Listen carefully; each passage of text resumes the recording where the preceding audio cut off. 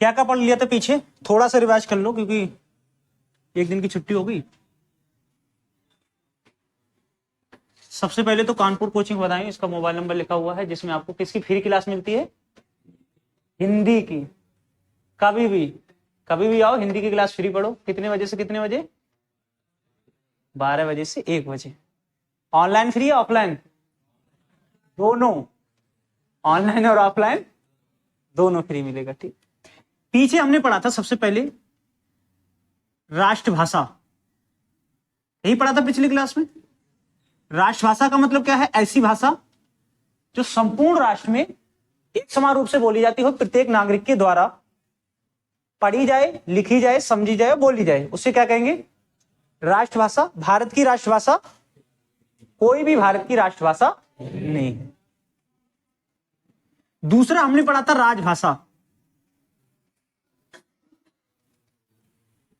सरकारी कामकाज में या राज्य के कामकाज में प्रयुक्त की जाने वाली भाषा राजभाषा। भारत की राजभाषा क्या है? हिंदी, और इसकी लिपि क्या है? देवनागरी। तो देवनागरी लिपि में भारत की राजभाषा क्या है? हिंदी। अंक बता दिए थे कौन से प्रयुक्त होंगे? अंतरराष्ट्रीय अंक। हिंदी के अंतरराष्ट्रीय अंकों का क्या किया जाएगा? प्रयोग किया जाएगा किसमें? राजभाषा में। ठीक, कब घोषित की गई थी राजभाषा? 14 सितंबर 1949 को। इसी को प्राचीन समय में क्या कहते थे? दरबारी भाषा। ये पढ़ लिया था। राजकीय भाषा, राजकीय भाषा किसी भी राज्य की इच्छा पर निर्भर होती है कि वो अपने राज्य के कामकाज में कौन सी भाषा का प्रयोग करेगा, उसे क्या कहते हैं? राजकीय भाषा कहते हैं। कोई राज्य एक से अधिक भाषाओं को राजकीय भाषा घोषित कर सकता है। जैसे उत्तर प्रदेश की 2 राजकीय भाषाएं हैं, हिंदी और उर्दू। ठीक, तो उत्तर प्रदेश की 2 राजकीय भाषाएं हैं। प्रत्येक राज्य अपनी राजकीय भाषा घोषित करने के लिए स्वतंत्र है, किसी भी भाषा को राजकीय भाषा घोषित कर सकता है। फिर हमने थोड़ा पढ़ा था संपर्क भाषा के बारे में। संपर्क भाषा क्या है? जिसमें आप किसी भी व्यक्ति के साथ में संपर्क साधना चाहें, बात करना चाहें, वो भाषा कौन सी कहलाती है? संपर्क की भाषा। संपर्क की भाषा कुछ भी हो सकती है जिसमें आप अपने आप को सहज महसूस करें, वो भाषा कौन सी होगी? संपर्क की भाषा।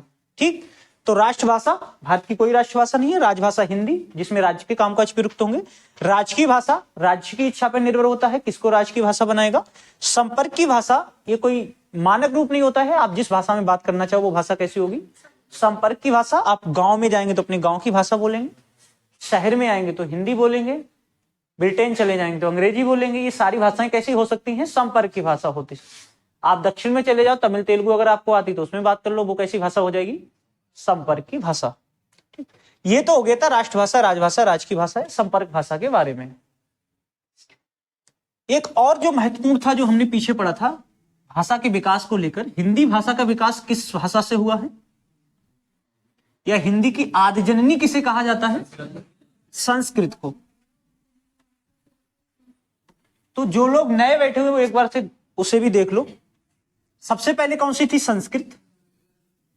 संस्कृत के बाद आई कौन सी? पाली भाषा। पाली के बाद प्राकृत, जो विकास क्रम हमने पीछे पढ़ा था। प्राकृत के बाद अपभ्रंश, अपभ्रंश के बाद अवहट्ट, अवहट्ट के बाद प्राचीन हिंदी, या कह सकते हैं हिंदी, फिर मध्यकालीन, फिर आधुनिक हिंदी। मतलब संस्कृत से कहां तक चले गए आप? हिंदी तक। तो संस्कृत से विकास हुआ है किसका? हिंदी भाषा का। तो हिंदी की आदि जननी किसे कहा जाता है? संस्कृत भाषा को। हिंदी की आदि जननी कौन हो जाएगी? संस्कृत। मतलब हिंदी जो भाषा, इसकी उत्पत्ति किससे हुई है? संस्कृत भाषा से हुई है। ये पढ़ लिया था और ये बता दिया था कोई सा भी एग्जाम होता है उत्तर प्रदेश के अंदर जिसमें हिंदी पूछी जाती है तो ये क्वेश्चन जरूर पूछा जाता है। फिर वो बता दिया था कि कैसे कैसे करके ये क्वेश्चन पूछ सकता है। बीच में से क्रम इधर उधर कर देगा और कथन देके पूछेगा, बताइए कौन सा एक कथन सही नहीं है या कौन सा कथन सही है। फिर हमने पढ़ा था विश्व हिंदी सम्मेलन।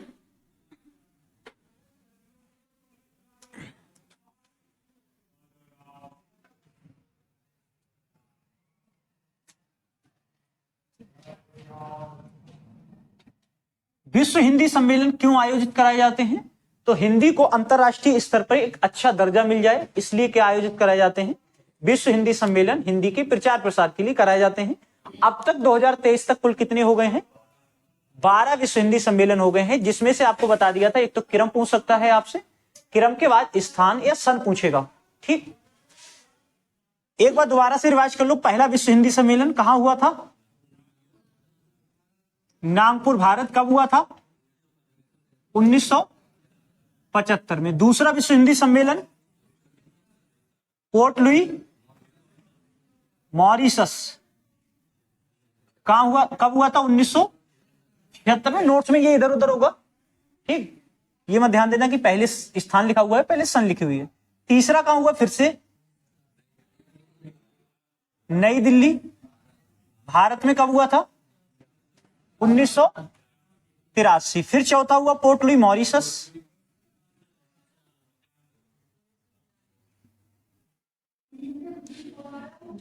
उन्नीस सौ 93। अब हमने ट्रिक क्या बनाई थी कि जब भी भारत में होगा उसके जस्ट बाद कहां होगा? मॉरिशस में होगा। पहला भारत में, दूसरा मॉरिशस में, तीसरा भारत में, चौथा मॉरिशस में। अब बीच के आपको याद करने हैं, तो पांचवा कहां हुआ था ये याद करना पड़ेगा। कहां हुआ है?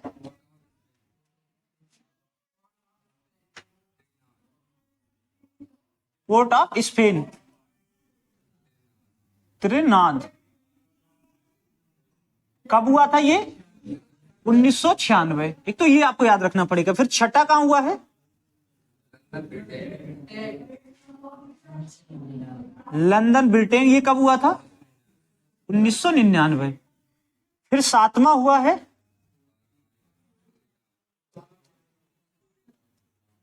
पारामारिबो, और ये कहां पड़ता है?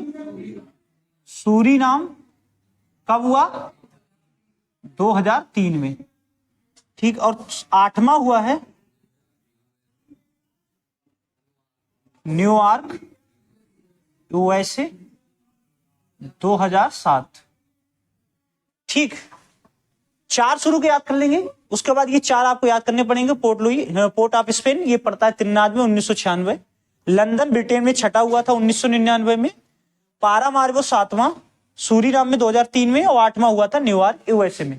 ठीक, इसके बाद फिर से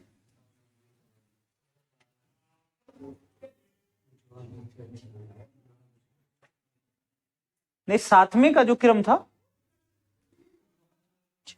जोहान्सबर्ग लिखवाया नहीं था सातवां? हाँ, नमा है आठवां। अच्छा, ठीक है, ठीक है। उसके बाद नमा। नमा कहां है? जोहान्सबर्ग, और जो कहां पड़ता है? दक्षिण अफ्रीका में। कब हुआ था? 2012। ठीक, और अगला कौन सा है? 10वें नंबर का जो कहां हुआ है? भोपाल, और ये कब हुआ? 2015 में। जैसे ही भारत का नाम आएगा, जैसे इसीलिए किससे लिखा है? नीले से लिखा है। वैसे ही दूसरे नंबर पे कौन आ जाएगा? पोर्ट लुई, मॉरिशस, और ये कब हुआ? 2018 में। ठीक, तो देखो 6 बड़ा आसान है याद करना। पहला, भारत में सबसे ज्यादा जो क्वेश्चन पूछा जाता है भारत के संदर्भ में पूछा जाता है। आपको ध्यान रखना, पहले नंबर का भारत में हुआ, तीसरे नंबर का भारत में हुआ, और उसके बाद 10वें नंबर का भारत में हुआ। तो भारत में कुल मिला के कितने? 3, और 3 ही कहां? मॉरिशस में, पोर्ट लुई में। दूसरा, चौथा और 11वां। सबसे जो बाद में हुआ है वो कौन से नंबर का है? 12वें नंबर का। कहां हुआ है? नाड़ी, जो कहां पड़ती है? फिजी में, 2023 में। ये बहुत महत्वपूर्ण है, जो आपके एग्जाम की दृष्टि से हो सकता है ये वाला पूछा जाए। 2023 में हुआ है, तो इसे महत्वपूर्ण लगा ले। ये हमने पढ़ लिए थे पिछली वाली क्लास में। 3 भारत में हुए, 3 पोर्ट लुई, मॉरिशस में हुए। उसके अलावा बीच के आपको ये याद करने पड़ेंगे, 5 से लेकर 9 तक के। ठीक, आज हमें पढ़ना क्या था? संविधान में हिंदी भाषा।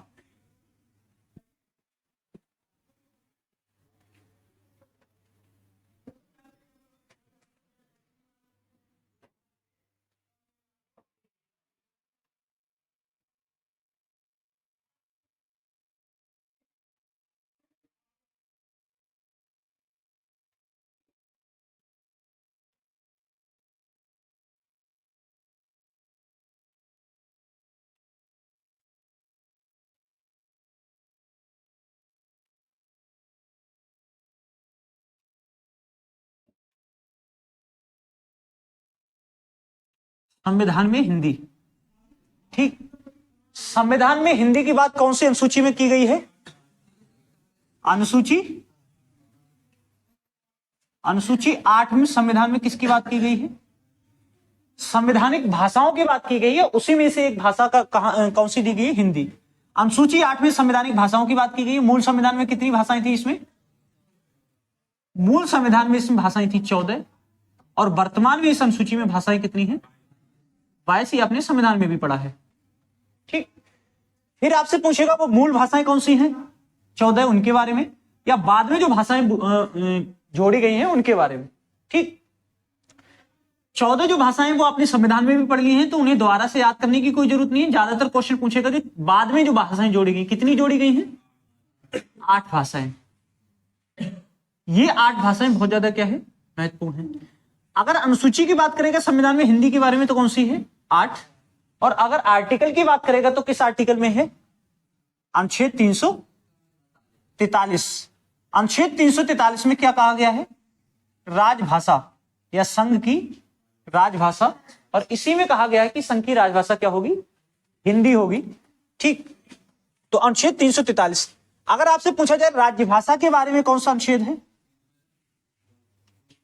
राज्यभाषा के बारे में कौन सा अनुच्छेद है? ये बताया था उस दिन, बताओ। 345, अनुच्छेद 345। इसमें किसकी बात कर रहा है? राज्यभाषा की या राजकीय भाषा की? ठीक, इसी राज्यभाषा देखो, ये है राजभाषा, ये है राज्यभाषा, इसे दूसरा नाम क्या है? राजकीय भाषा भी कह देते हैं। इसके अलावा 2 आर्टिकल और आपको याद रखने, एक तो 345 हो गया, 343 हो गया। आर्टिकल 120 क्या कहता है? संसद में प्रयुक्त की जाने वाली भाषा।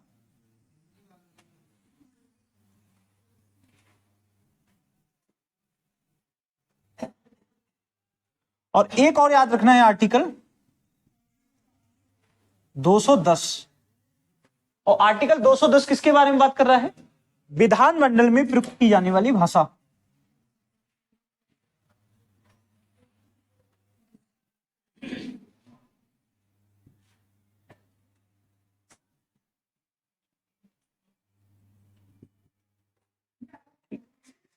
ये आर्टिकल आपको याद रखने हैं, 343, 345, 120, 210, और क्या हो तो एक याद कर लो, आर्टिकल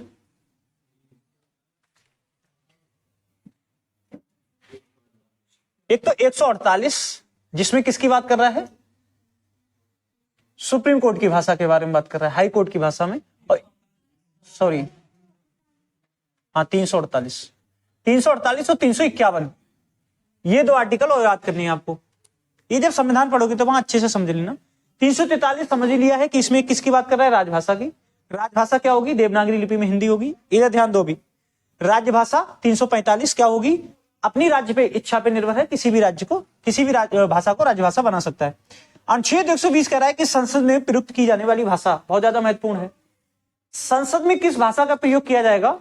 तो वहां लिखा है कि संसद में हिंदी या अंग्रेजी का प्रयोग किया जा सकता है, लेकिन जो अध्यक्ष होता है, जो संसद की कार्रवाई को संचालित कर रहा होता है, अगर वो अनुमति दे दे तो कोई भी जो सदस्य होता है संसद का, वो किसी भी भाषा का क्या कर सकता है? इस्तेमाल कर सकता है, किसी भाषा का प्रयोग कर सकता है।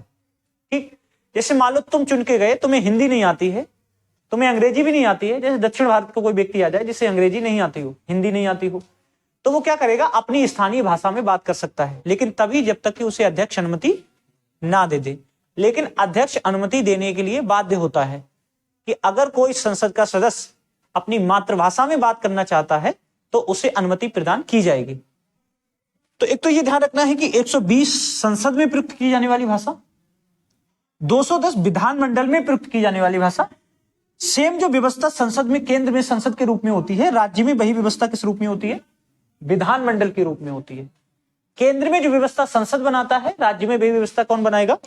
विधानमंडल बनाएगा। तो विधानमंडल में जो भाषा प्रयुक्त की जाएगी वो राज्य की इच्छा पर निर्भर होता है कि राज्य कौन सी अपनी भाषा को विधानमंडल में प्रयुक्त कर सकता है। हिंदी अंग्रेजी तो हर जगह की ही जाती है, उसके अलावा। ठीक, 348 में सुप्रीम कोर्ट, हाई कोर्ट की भाषा के बारे में बात की गई है। और यहां आपको विशेषकर ये याद रखना है कि सुप्रीम कोर्ट की जितनी भी कार्यवाहियां होती हैं वो कौन सी भाषा में होती हैं? अंग्रेजी में। सुप्रीम कोर्ट की सारी कार्रवाइयां किस भाषा में होती हैं? अंग्रेजी, हिंदी भाषा में नहीं होती हैं, ये ध्यान रखना। दूसरा ये कि अगर कोई व्यक्ति अपनी कोई बात रखना चाहता है, अपील करना चाहता है, रिट दायर कराना चाहता है, तो वो किसी भी भाषा में कर सकता है, लेकिन सुप्रीम कोर्ट का जो निर्णय आएगा वो हमेशा किस में होगा? अंग्रेजी भाषा में। या वहां जितने भी कामकाज होंगे वो सब किस में होंगे? अंग्रेजी भाषा में, जबकि हाई कोर्ट में अलग अलग भाषाओं का प्रयोग होता है। 351 में बात कर रहा है कि हिंदी भाषा के विकास के लिए जो हमारा संसद है वो क्या करेगा? उचित कदम उठाएगा। और इसी 351 के तहत एक आयोग का गठन किया गया था जिसका नाम क्या था? राजभाषा आयोग। किसके तहत किया गया था? अनुच्छेद 351 के तहत राजभाषा आयोग का गठन किया गया। और इसी राजभाषा आयोग का जो गठन किया गया था, इसके अध्यक्ष कौन थे? बाल गंगाधर खेर। राजभाषा आयोग के अध्यक्ष कौन थे? बाल गंगाधर खेर।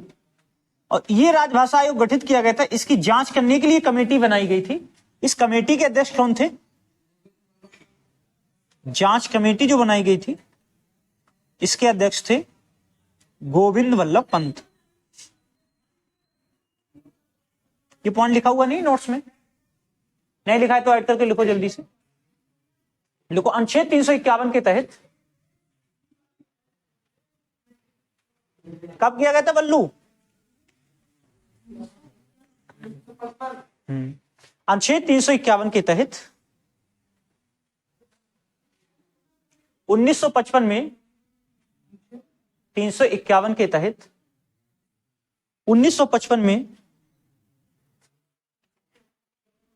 प्रथम भाषा आयोग का गठन किया गया। प्रथम राजभाषा आयोग का गठन किया गया।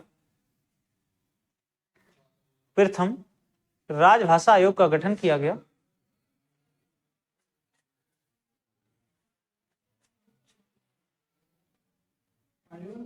का गठन किया गया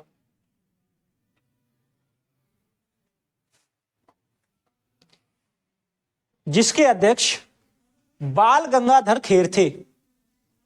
जिसके अध्यक्ष बाल गंगाधर खेर थे।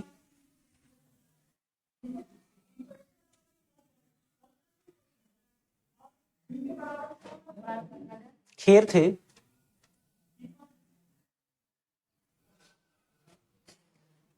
नई लाइन से लिखो, आगे जगह है पेज में, आगे जगह है, आगे लिखो, ऊपर लिख लो या फिर नीचे लिख लो, वहीं कहीं भी लिख लो जहां जगह हो। नहीं वहीं पीछे वाले पेज पे लिखो। लिखो, इस आयोग की जांच के लिए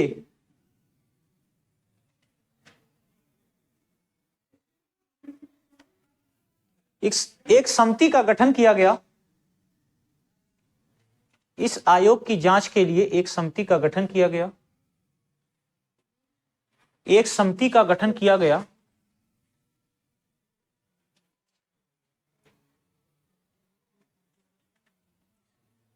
जिसके अध्यक्ष गोविंद वल्लभ पंत थे। जिसके अध्यक्ष गोविंद वल्लभ पंत थे।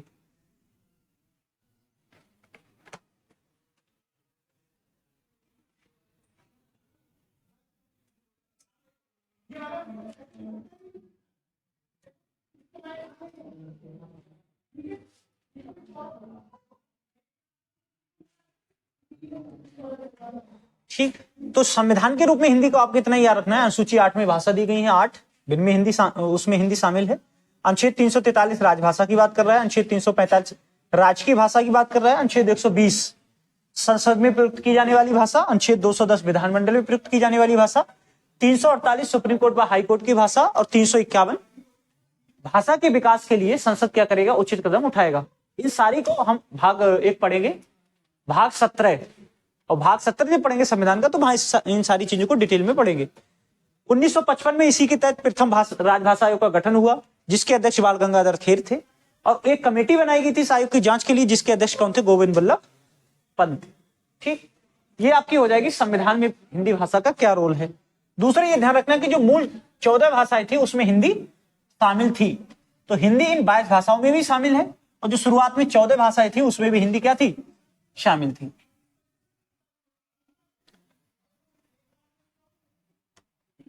ये तो था हिंदी भाषा का विकास। भाषा के अलावा पीछे हमने पढ़ा था कि जब भी किसी भाषा को मौखिक से लिखित रूप में व्यक्त किया जाता है तो किसकी आवश्यकता पड़ती है, चिन्हों की, और उसी चिन्ह को क्या कहते हैं, लिपि। अगर आपसे पूछा जाए हिंदी भाषा का विकास किससे हुआ है, संस्कृत से, और हिंदी भाषा किस लिपि में लिखी जाती है, देवनागरी में, और देवनागरी लिपि का विकास किससे हुआ है, ब्राह्मी लिपि से। ठीक, तो हिंदी की जो लिपि है वो कौन सी है, देवनागरी, और देवनागरी लिपि का विकास किससे हुआ है,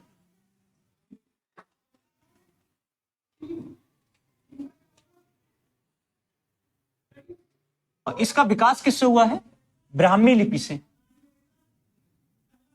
अगर आपसे पूछ लिया जाए कि देवनागरी लिपि की आदि जननी कौन है, ब्राह्मी लिपि, और पूछा जाए हिंदी भाषा की आदि जननी कौन है, संस्कृत भाषा, दोनों अलग अलग है। भाषा को जिस माध्यम में व्यक्त किया जाता है, लिखा जाता है, उसी को क्या कह देते हैं, लिपि। लिपि क्या होता है, एक प्रकार के चिन्ह होते हैं, और चिन्हों के द्वारा भाषा को जब व्यक्त किया जाता है तो उन्हीं चिन्हों को हम क्या बोल देते हैं, लिपि बोल देते हैं, जिसे स्क्रिप्ट कहते हैं।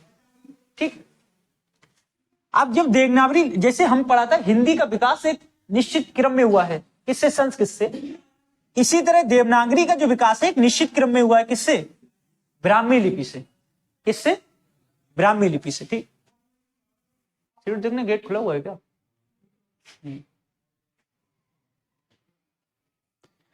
अब जब देवनागरी लिपि का विकास ब्राह्मी लिपि से हुआ होगा, देवनागरी लिपि का विकास, तो इसका भी क्या होगा, एक निश्चित क्रम रहा होगा।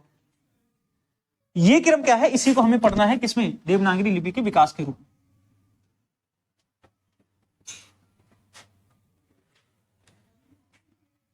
पहली लिपि कौन सी, सबसे पहले ब्राह्मी लिपि, और इस ब्राह्मी लिपि से दो लिपियों का विकास हुआ, एक तो उत्तर ब्राह्मी लिपि और एक दक्षिण ब्राह्मी लिपि।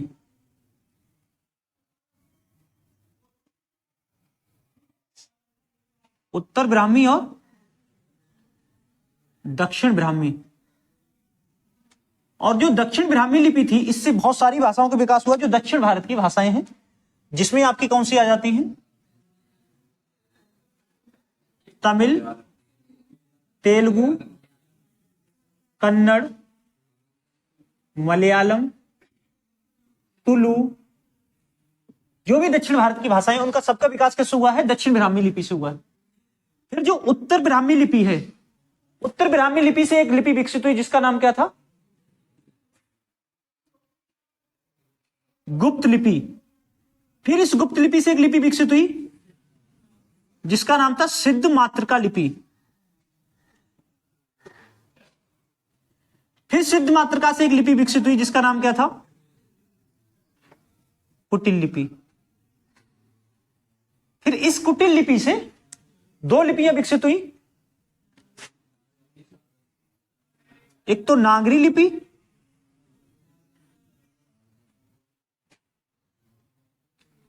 और दूसरी शारदा लिपि। शारदा लिपि से जिन भाषाओं का विकास हुआ वो भाषाएं कौन सी हैं, गुरुमुखी, लहंदा और कश्मीरी।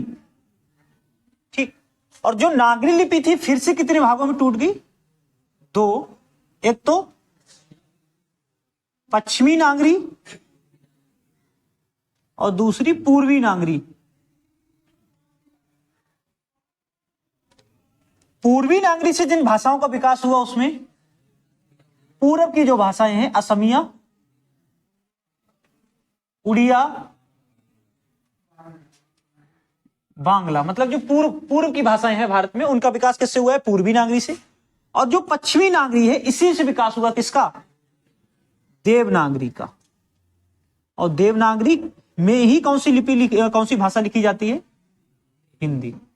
तो ये तो भाषा होगी। जो जो लिपि आपको दिखाई दे रही देवनागरी, इसका विकास कहां से प्रारंभ हुआ था, ब्राह्मी लिपि से।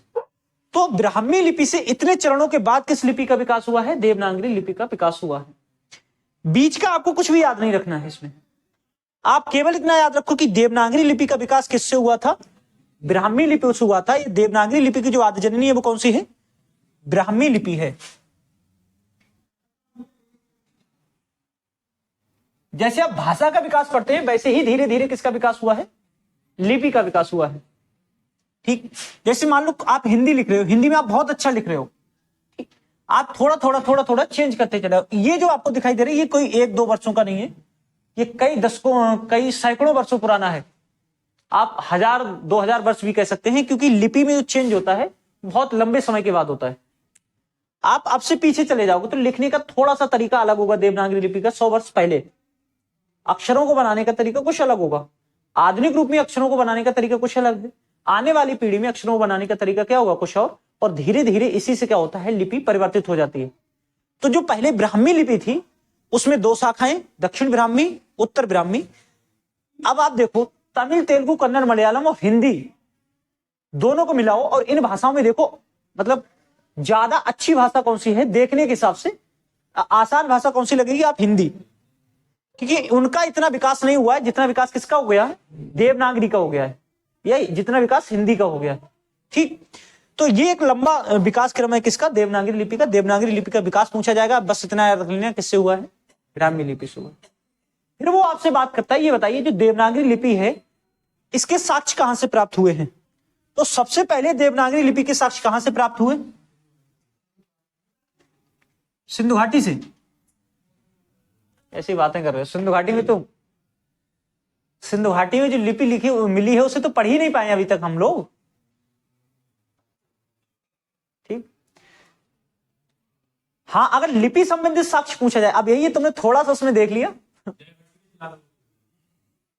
तुमने थोड़ा सा देखा और तुमने तुरंत बोल दिया किससे? सिंधु घाटी से। हमने पूछा क्या था? हिंदी का, देवनागरी का, और आप बता किसके रहे हो? केवल लिपि का। जब आपसे पूछा जाए लिपि के सबसे पहले साक्ष्य कहां मिले, तब आप कह सकते हो सिंधु सभ्यता से। कि सबसे प्राचीनतम सभ्यता क्या है? सिंधु सभ्यता भारत के अंदर, और सिंधु सभ्यता से ही हमें लिपि के साक्ष्य मिल जाते हैं। मतलब लेखन कैसे होता था ये बातें पता चल गई, लेकिन हम उसे पढ़ नहीं पाए। हम क्वेश्चन ये पूछ रहे थे कि देवनागरी लिपि के अगर विकास की बात करेगा तो सबसे प्राचीनतम शासक गुजरात के एक शासक था जयभट्ट। ये कब की बात है? 8वीं शताब्दी की। तो सबसे प्राचीनतम जो साक्ष्य मिलते हैं गुजरात के शासक जयभट्ट के शिलालेख से मिलते हैं। शिलालेख जानते होंगे आप, जो शिलाओं पे लिखाए जाते थे राजाओं महाराजाओं के द्वारा, जिससे आने वाली पीढ़ियां उनके बारे में जान सके कि हाँ यहाँ कोई ऐसा राजा रहा था, नरेंद्र मोदी जैसा कोई व्यक्ति रहा था मतलब भारत में। तो ये जो भी आपको दिखाई दे रहे हैं कि फलाने घर के फलाने घर तक सीसी निर्माण का कार्य फलाने चेयरमैन ने कराया है, तो वो क्यों लिखवाते हैं? इसलिए तो कि आने वाले समय में उन्हें याद रखा जाए, प्रचार प्रसार हो सके, पता चले। तो पहले जो राजा महाराजा थे वो क्या करवा देते थे? इस तरह शिलालेख लिखवाते थे, जिससे आने वाली पीढ़ियों में उनकी जो परंपरा है वंश की, कुछ नहीं लिखवा देते तो वंश ही लिखवा देते थे कि इसके राजा के पुत्र ये, फिर इनके पुत्र ये, इस तरह से। तो जो शिलालेख है वो किसके हैं? जयभट्ट के शासक, गुजरात के शासक जयभट्ट के। जहां पहली बार आपको कौन सी लिपि देखने को मिलती है? देवनागरी। केवल लिपि की बात करेगा तो सिंधु घाटी सभ्यता से। लिपि का मतलब क्या है? लिपि का मतलब है केवल लिखना।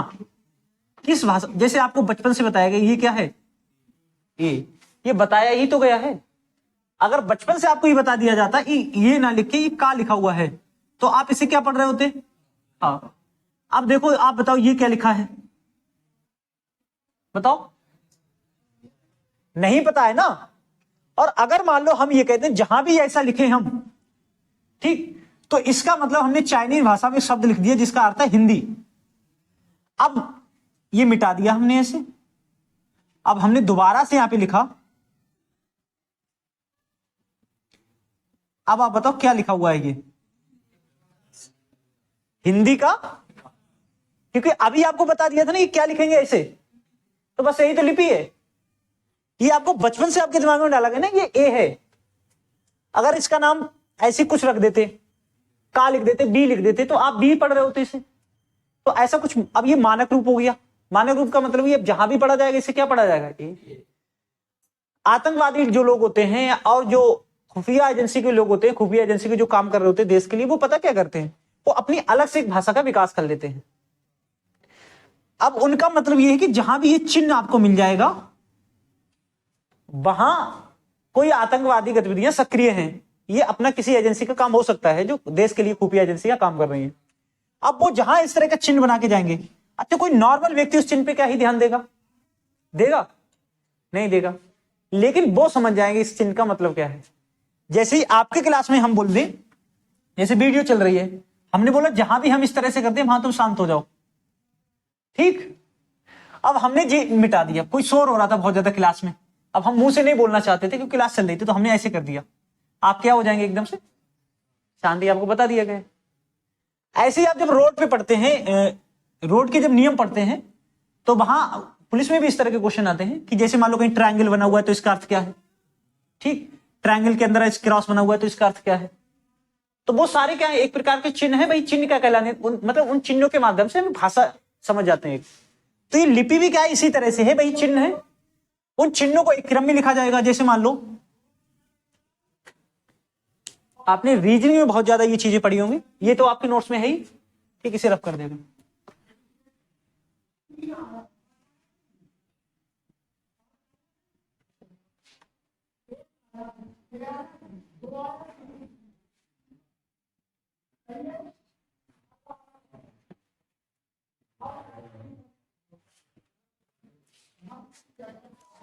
जैसे जहां भी इस तरह से लिखा हो स्टार, इसका मतलब है राम।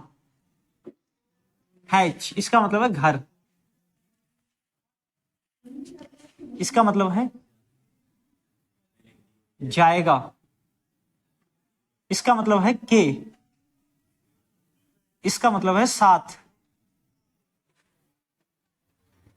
और इसका मतलब है रीता,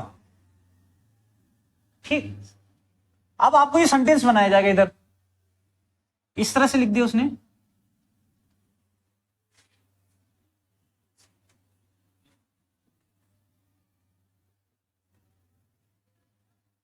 अब आपसे पूछा ये वाक्य क्या लिखा हुआ है, आप बता देंगे ना? राम रीता के साथ घर जाएगा, यही तो लिखा है। अभी आपने ये ऐसे आप रीजनिंग में देखते होंगे, एक आपको दे देता है, उसके बाद कई सारे क्वेश्चन इस तरह से देता है। अब आपको याद करवा दिया, जहां भी स्टार आएगा राम, जहां भी हैच आएगा घर, जहां भी बीच में डॉट आएगा जाएगा, जहां भी इस तरह से। अब ये अगर हम मिटा दें, ठीक? अब क्लास में जैसे ही हमने मिटाया, एक नया लड़का आके बैठ गया, कोई नया बच्चा आके बैठ गया, हमने उससे पूछा बता क्या लिखा है, बता देगा? तुम सारे लोग बता दोगे क्या लिखा हुआ है, राम रीता के साथ घर जाएगा। क्यों पता है आप लोगों को? क्योंकि अभी हमने बता दिया था। अब ये आपको इस तरह से एक लिपि का काम कर सकता है।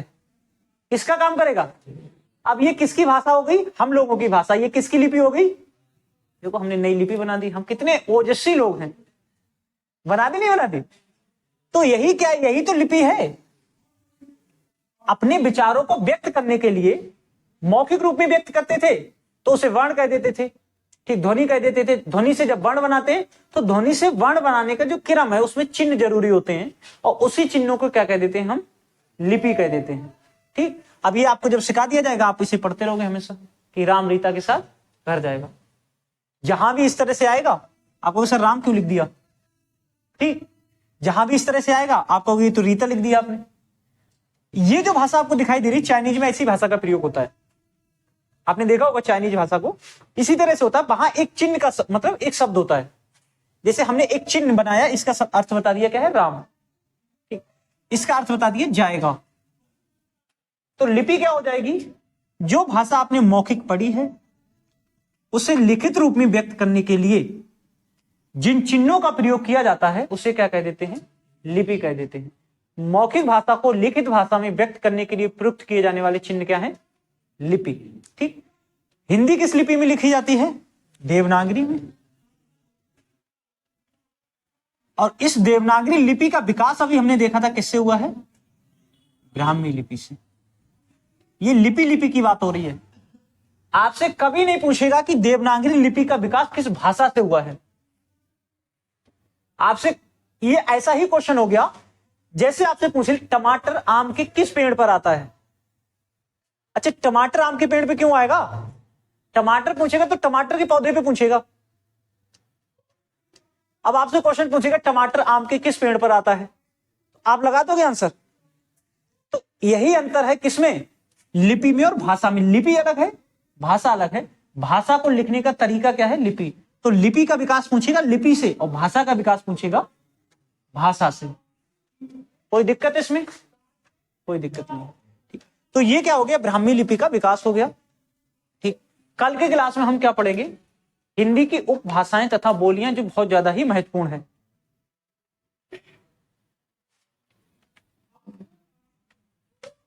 और कोई डाउट हो तो बताओ, इसमें पूछना है कुछ? नोट्स में सब कुछ दिया ही गया है। और जो बच्चे अगर नोट्स बनाना चाहें अपने हाथ से, ठीक, तो ये वाले जो नोट्स हैं हम उसी में डाल देंगे, अपने आप नोट करके भी बना सकते हो। ये जरूरी नहीं कि आप नोट्स खरीदो ही, ठीक है। चाहे तो फोटो शेयर करवा लेना, फिर वही फोटो शेयर जब करवाओगे तो वो तो और ज्यादा महंगा पड़ जाएगा।